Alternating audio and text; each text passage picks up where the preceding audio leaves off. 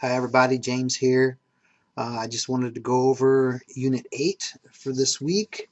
I know you guys have been pretty busy lately, so this week I'm just going to go over Unit 8 vocabulary and Unit 8 grammar that we need to learn, and go over a couple things also, especially some new things that I have um, gotten for you guys. The dates here that you guys see are basically what we're going to be doing until the end of the semester. So we're just about done. As far as your midterm and your final exams, I haven't heard any word from our department yet on what dates those are going to be and whether you'll need to take the CBT or whether I have to give you exams. So as soon as I find that information, I'll get that to you as soon as I can, okay? But otherwise, let's go ahead and get into this week's lesson.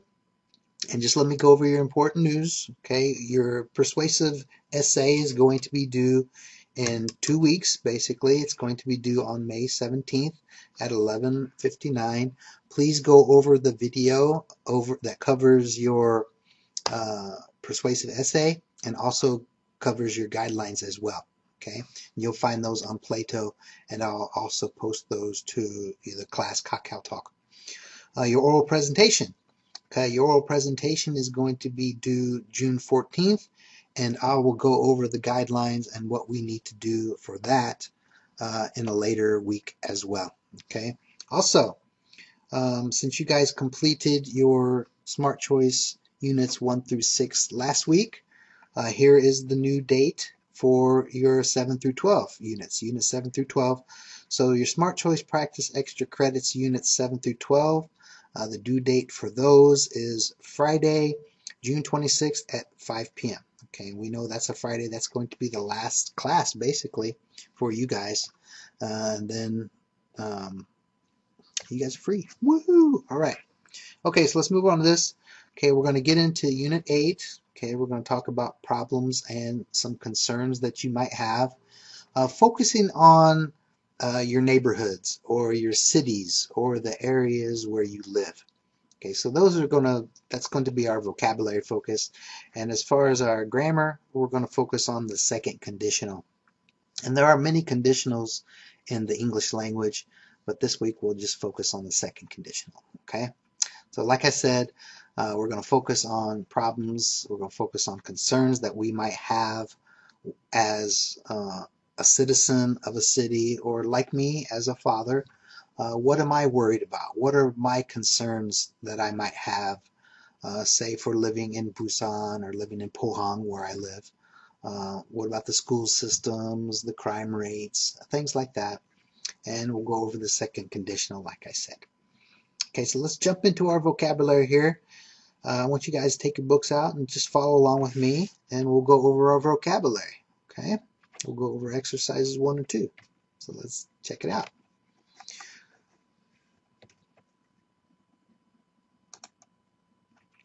It takes some time. This computer acts crazy sometimes. I'm sure yours does too. Okay, so here is page 50.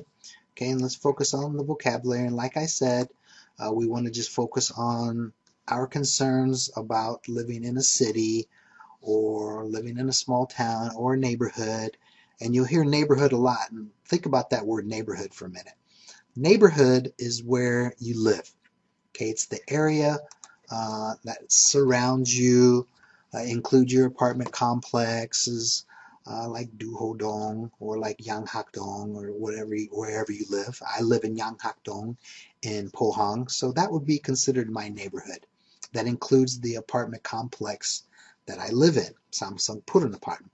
Okay, so that's what we're talking about when we're talking about neighborhoods. Okay, so let's look at exercise 1 here, and it says, look at the picture. It says, what do you see?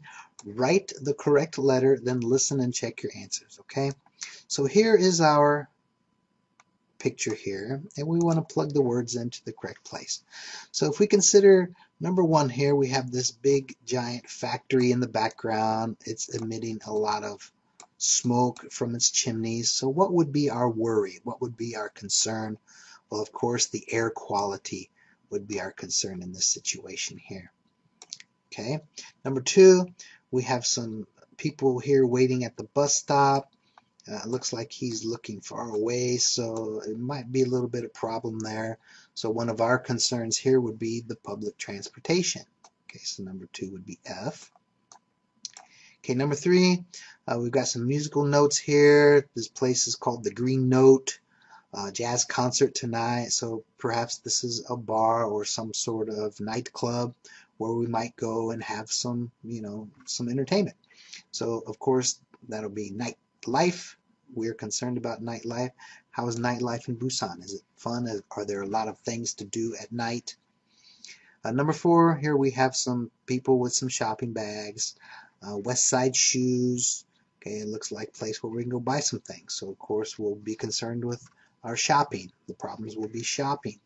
Are there a lot of stores where you can go shopping? A lot of things that we can find as consumers. So number 4 will be C, shopping. Number 5 here, down here at the bottom, you see this man looks to be quite angry. Blah, seems to be raging a little bit. So what would be the problem that we have here? Lots of cars. This person's acting kind of crazy too. Rah! So I'm sure the concern here would be traffic. How is the traffic in your neighborhood or in your city? Here in Busan, traffic is not super bad. At times it is, but that seems to be okay. Pohang, it gets kind of crazy during rush hour. So traffic would be number 5, A. And last one here, it looks like we have a help wanted sign here. Have some people waiting. Looks like they probably have some resumes in their hand. So what would be our concern? Probably job market would be our concern here for number 6. So B, we're always concerned about getting jobs. And for those seniors out there, you're going to be concerned with getting a job pretty soon as well. Okay. All right, so that was exercise number 1. Let's jump down here to exercise number 2. And now we're going to learn some more vocabulary. Things that we're concerned with, say, every day, or things that we're concerned with just when we have some free time and we want to go out and play and be entertained a little bit. As a father myself, what am I going to be concerned about with every day? What am I going to do with my kids? What am I going to do when I want to buy a house? So we need to think about those things. So exercise 2 asks, which of these things affect people every day? Like you as a citizen, as a member of society, me as a citizen, a father as well, a husband. What concerns me every day? Which are things people enjoy in their free time? So we're going to take these words down here and we're going to plug them in, whether we're concerned about them every day or whether we're concerned about them just in our free time, okay? So if we consider the crime rate, okay, the crime rate, I feel very safe here in South Korea. I'm not worried too much about the crime. People are not allowed to carry guns, whereas if I wanted to move to the United States, this might be something that I am concerned with every day. So yeah, crime rate would be something that I would worry about every day, especially with my children. How do I feel about them? Is there a lot of gun violence? Are there a lot of thefts in the neighborhood? What is it like? Art scene. Art scene, well, if you enjoy art, you'll probably go to some art museums or art galleries. Probably not something that you worry about every day. It's just something that you want to do in your free time on the weekend or when you get some spare time and you want to go out and enjoy some art. Public parks. This is important for me as a father. Okay, as a husband too, I would like to take my children out to the parks, let them run around a little bit, enjoy a nice picnic with the wife and the kids. Again, probably something that you'll worry about in your free time. All the rest, housing prices, school system, cost of living. Well, school system for me, of course, that's important for my kids, and I'm going to worry about that every day. Are my kids getting a good education? The school system is providing what they're supposed to do to their students? Something I worry about that. Housing prices, I do worry about that. Okay, is my housing, the cost of my house going up or down? What happens if I want to move out and move to another place, or if I want to sell my apartment? So that's something I would be concerned about every day as well. Cost of living, of course, would be something that I worry about every day as well. Okay, what is the price of food? Uh, what does it cost for gas? How do I get around? Public transportation, utilities, all those things that we worry about in our life. That's something that we need to be concerned about with every day. Okay, so that's it for your vocabulary. Those are the exercises for our vocabulary. Make sure that you know that vocabulary. Okay, and we'll jump into page 52 here in just a second. So let's go into our grammar point. And the grammar point is on the same PPT that I have with everything else, so there's no separate PPT. And here are the answers down here for our vocabulary as well. Also, I posted a list of vocabulary words that you should know, so please study these vocabulary words. But don't forget the words on page 138 for Unit 8 in your book. Don't forget those words back there. Okay, next we're going to jump into our grammar point. We're going to learn about the second conditional. Take out your notebooks or follow along or whatever you do. I'm going to teach you about this. And there are just a couple basic rules that we need to worry about when we're talking about the second conditional here. Okay, it's usually a situation where it's not real. Okay, the situation is unlikely, it's imaginary, so it's not true, it's not real. Okay, so we're using the second conditional for unlikely, impossible, or imaginary conditions and results. Okay, something like, if I blah blah blah, I would more more more. I would do something like that. So we use the present or the future. Okay, we use it for the present or the future. Okay, in this situation, this should be or, by the way. I just noticed an error. Sometimes, oh well. We use the if clause for imaginary condition. Okay, so that's the imaginary. That's the not real situation there. The main clause is for the imaginary result. So we have a condition and we have a result. And none of it's real. Okay, it's just something that we're thinking about. We're pondering it. It's hypothetical. Okay, in this situation here. Something like this. If I had enough money, I would buy a new car. Okay, if I had enough money. Do I have enough money now? Probably not. That's why I'm thinking or imagining if I did have enough money, I would buy a new car. Okay, so again, we have an imaginary condition. We're using the if clause. The main clause, that's the imaginary result. And we're using something like this, would, in this situation. Use the past tense in the if clause. Okay, this is important here. If you have the if clause, we're going to use the past tense. We'll use would, could, or might in the main clause. And these are used differently. They don't mean the same thing. It's more of a probability issue in this situation here. Would be like 100% certain or definite.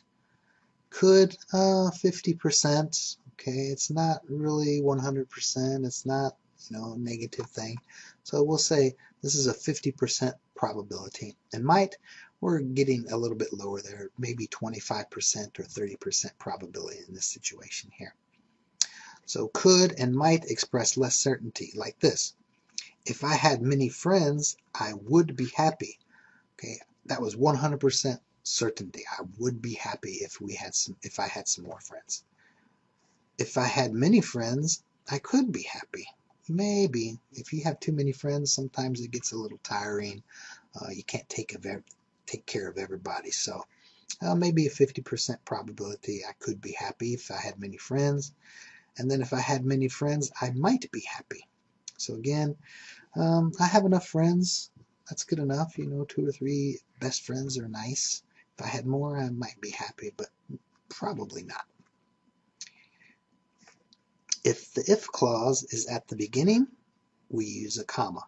Okay, that's a pretty simple rule there. Here we have the if clause at the beginning of a sentence, so we have to have a comma in this situation here. Here, there is no comma because the if clause is at the end of a sentence, so we don't need a comma there. So if I had many friends, comma, I would be happy. Or you can switch it. You can switch the main clause in the if clause, and you can say, I would be happy if I had many friends. Okay, again, the main clause is first, so we don't need a comma in that situation here. Okay, here's the strange thing about the second conditional. It's kind of weird. Use were in the if clause for first and third person singular. Okay, what does that mean? It means almost the total opposite of what we're supposed to be thinking here. If you look at this example here, it says, if I were rich, I could buy a big house. Here, why do we use were? Well, it's not real. It's an imaginary situation. So in a normal situation, we would use I and was. I was. I was at home yesterday. I was watching movies last night. But here, since it's an unreal situation, it's imaginary, we're going to use were in this situation here. Also, we use were in a third person. Okay, a third person, like it's a, again, it's an imaginary situation here. So even if the subject of this if clause is singular, we're going to use were. So if my house were bigger, I would be more comfortable. Normally, it would be was, but again, it's a conditional. It's imaginary, so we're going to use were. If my house were bigger, I would be more comfortable. So that's where it gets kind of strange. It gets kind of crazy sometimes. So try to keep this rule in mind. Don't forget that rule because it's going to be very important. Okay. Okay. So jump to page 50 in your 52 in your book, please. Okay, and we're going to go over these two exercises. And again, consider the use of were. Okay, if it was I, we're going to use were in the clause, in the if clause. Okay. Also, in a situation where you have a singular subject of that if clause, like bus stop is singular. Okay, but we still use were in that situation because it's an imaginary situation. Okay. All right. So let's jump down into this. Okay, let's look at exercise number 1 here. Okay, number 1 is already done. It says, if I had the money, remember we're going to use the simple past, the past tense for the if clause, I would open a bookstore around here. Okay, number 2, I blah blah blah not complain about our town if the schools blah blah blah better. Okay, so here we go. This is our main clause. We have a negative here, so you would use wouldn't. Okay, I wouldn't in this situation. And we can use a contraction, okay, if you wish. Okay, I wouldn't complain. So keep this normal base verb in this situation. You're not going to conjugate it. Put that in there. I wouldn't complain about our town if the schools, remember this is an if clause, so we need to use the past. So we use the past of be is were. Okay. So I wouldn't complain about our town if the schools were better. Okay, number 3, more tourists. Okay, here's the main clause. More tourists visit. Okay, more tourists visit. Going to keep it singular here. It's not a negative. More tourists would visit. Keep this the base verb. Here, if the crime, here is our if clause. If the crime weight not be, oh, we got a negative here. It's a negative of be. The negative of be is were not. So we're going to use weren't in this situation here. So in this situation, again, we can use a contraction if we want to. More tourists would visit here if the crime rate weren't so high. Okay, crime rate singular, but again, it's a conditional, so we're going to use weren't in this situation. Okay, number 4, this one starts with the if clause. Okay, so we're going to use simple past. Okay, if they're blah, blah, blah. Okay, here we got a negative, and we're using the verb be. So what are we going to do? Okay, of course, we're going to just keep it similar to this one here. Okay, weren't. Again, you can use a contraction if you wish.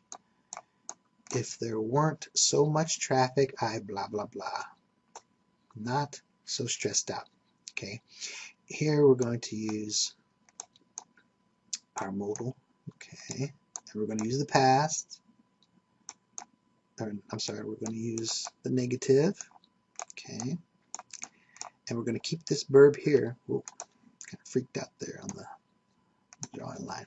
And we're going to use the base verb of be.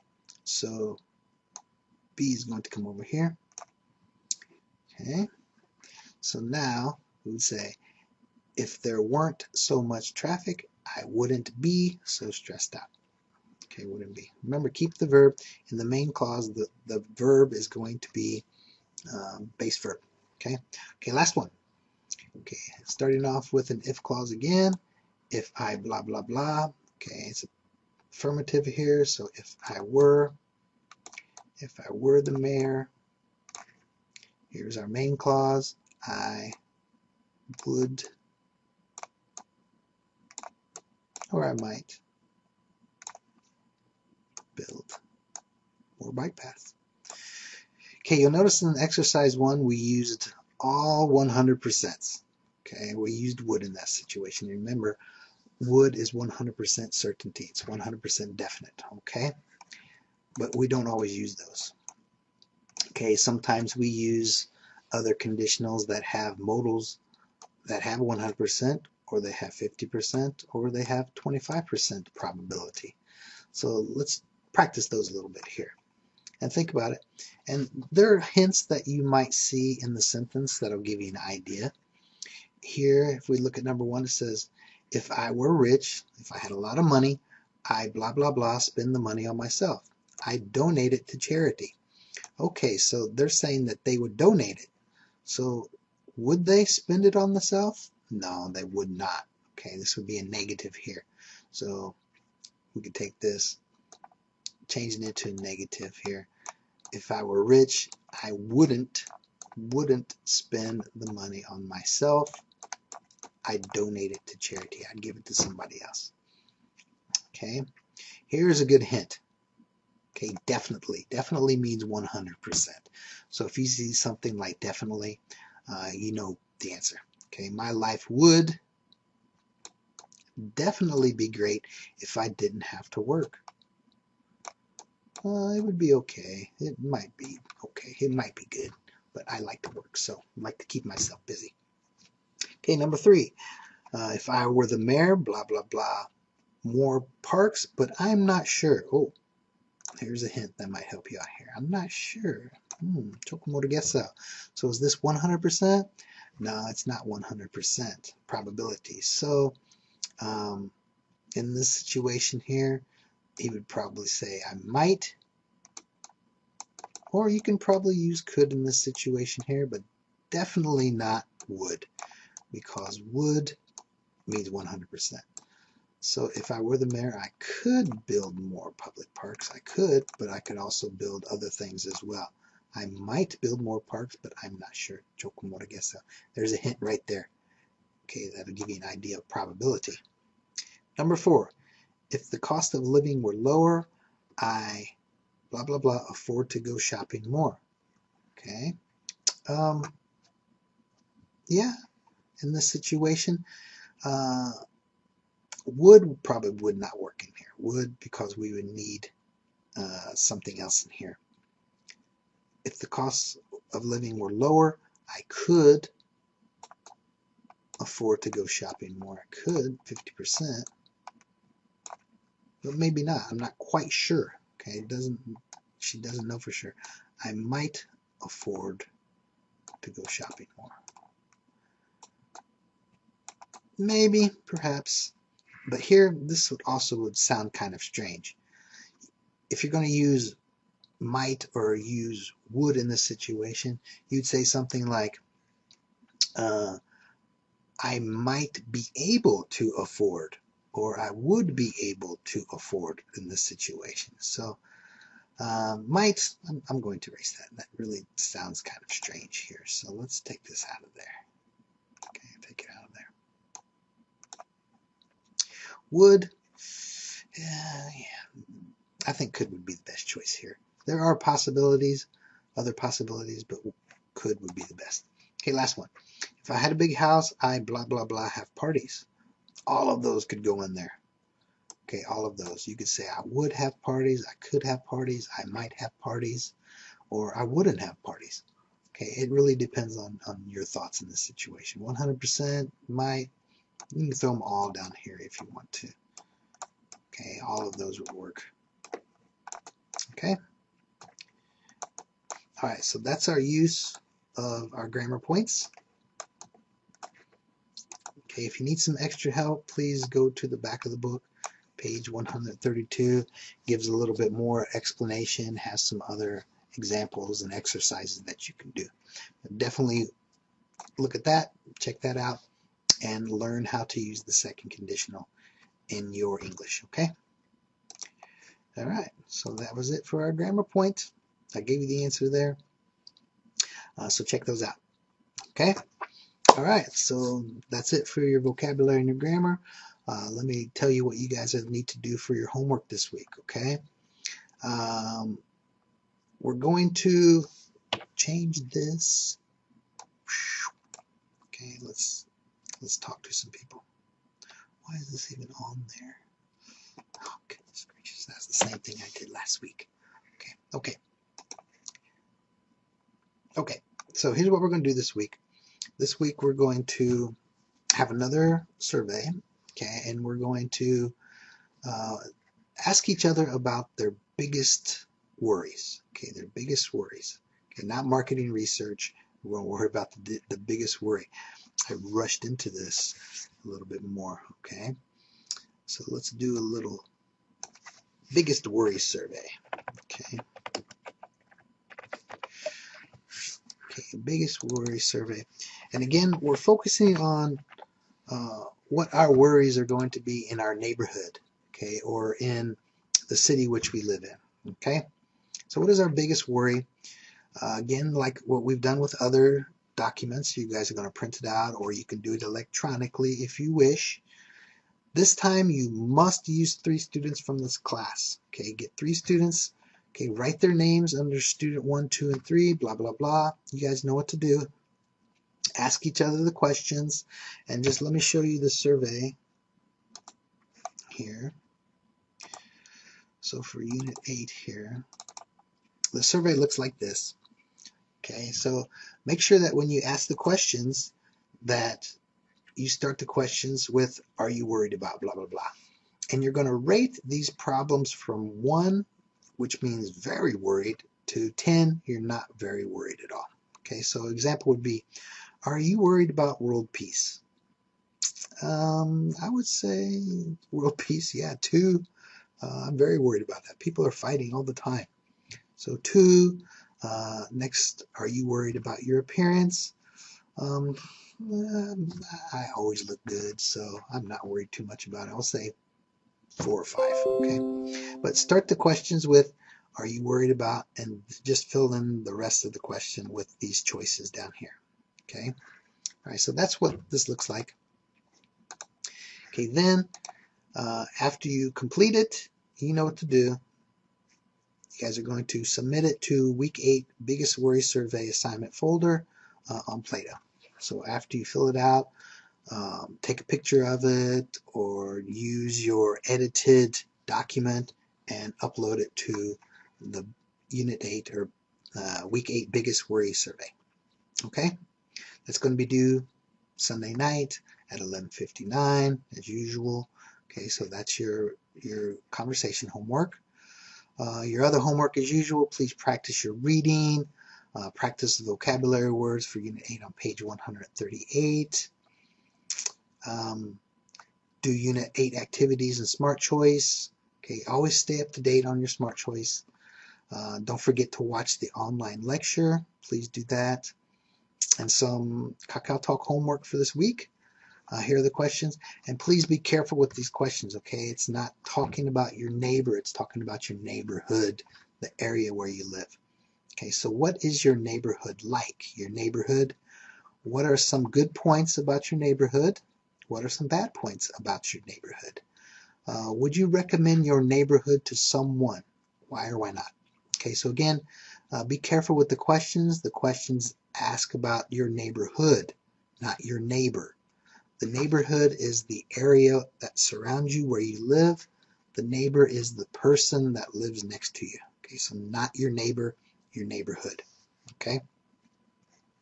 Try to use the vocabulary and the grammar point we talked about this week. Okay, try to use that English. We try. Okay, and this is going to be due on Sunday as well. Okay, May 10th. Okay. All right, that's it, you guys. If you have any questions, please post your questions to the class Kakao. Okay, as usual. And that's it. You guys have a great week. Continue to work on your persuasive essay as well. And let's get it done. All right, guys. Have a nice week. See ya.